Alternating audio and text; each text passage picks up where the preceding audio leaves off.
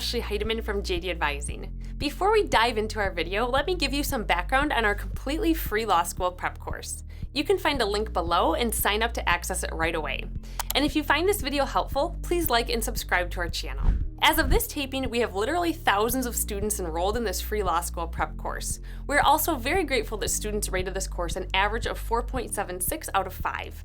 This course is posted as a free resource on the Law School Admission Council, or LSAC's website, and was just mentioned last month by U.S. News & World Report and the National Jurist as being a helpful law school resource. It has also been promoted by the National Black Law Students Association, Phi Alpha Delta, and various law schools and undergraduate institutions across the country. In this video, I'll be going over some law school note-taking tips and shortcuts. Before we dive into some of these tips and shortcuts, I want to address why taking class notes is so important.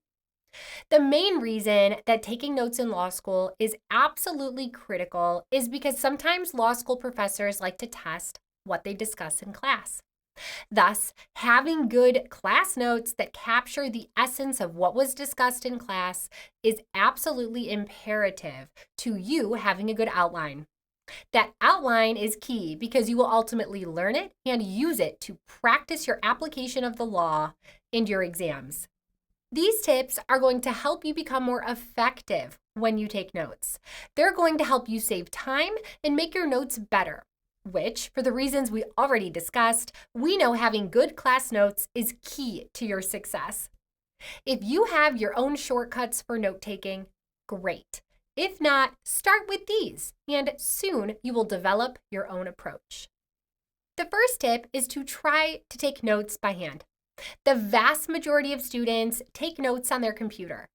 Using a computer definitely lets you take faster notes and get more down, as most people type faster than they write, and using a computer can make organization of your notes easier.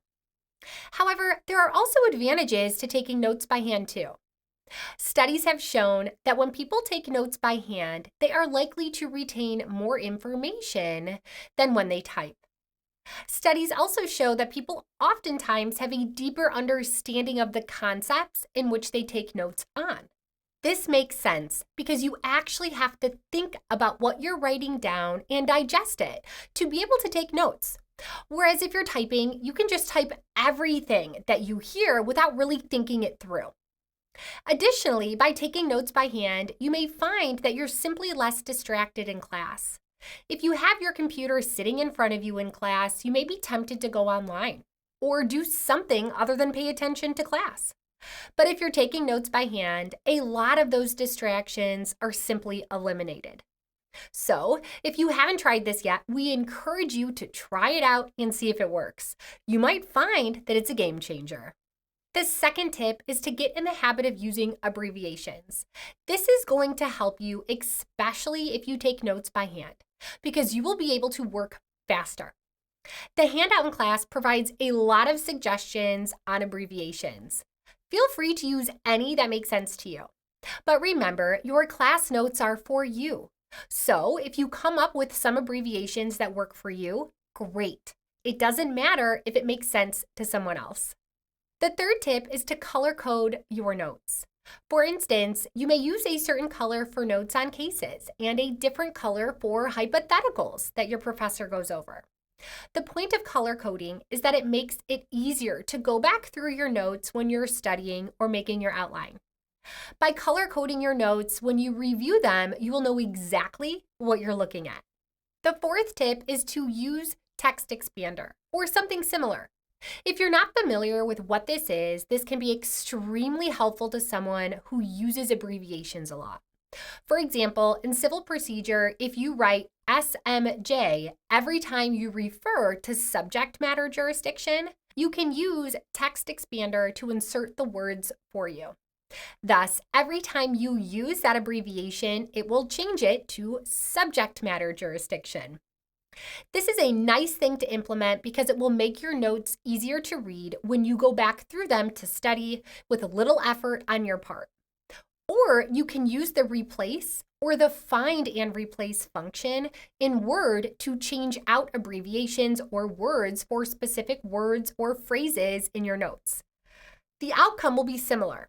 So you can search for every place you used SMJ in your notes, and it will replace it with subject matter jurisdiction. The fifth tip is to write down hypotheticals from class. A lot of people stop taking notes when their professors start discussing a hypo, and that's the exact opposite thing you should do.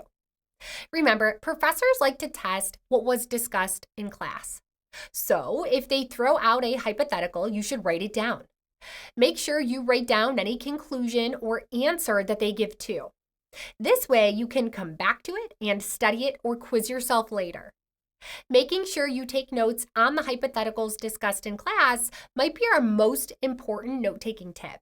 It is very helpful when it comes time to making your outline and studying the law in preparation of exams. The sixth tip is don't write down every fact from every case. Many people do this because it's easy to do. It's hard to train yourself to not write down every word your professor says, especially when it comes to something like the facts of the cases assigned.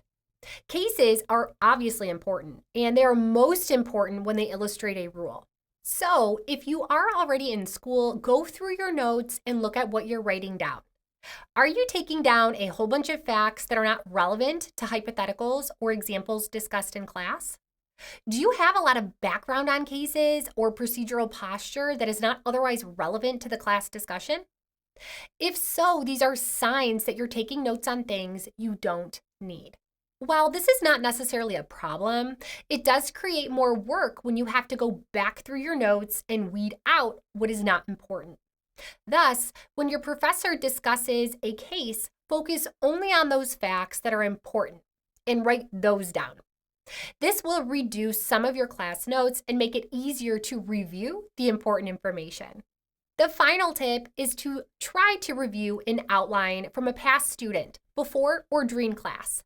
This is extremely helpful if you have a tough professor or if you're generally struggling in the class.